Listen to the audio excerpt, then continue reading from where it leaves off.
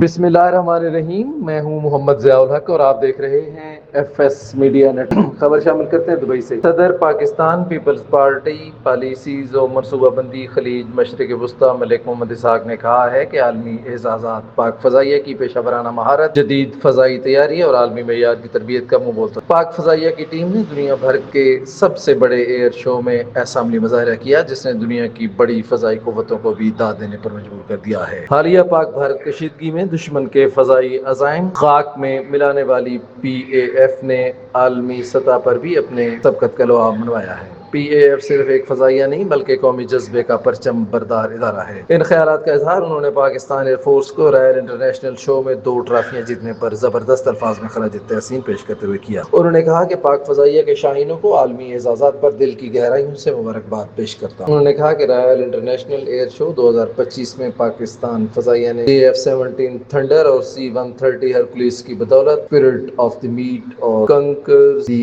Elegance ٹرافیاں جیت کر تاریخ رقم کر دی ہے۔ سبسکرائب کیجیے F S media network اور دیکھتے رہیے تازہ ترین تبصرے اور خبریں۔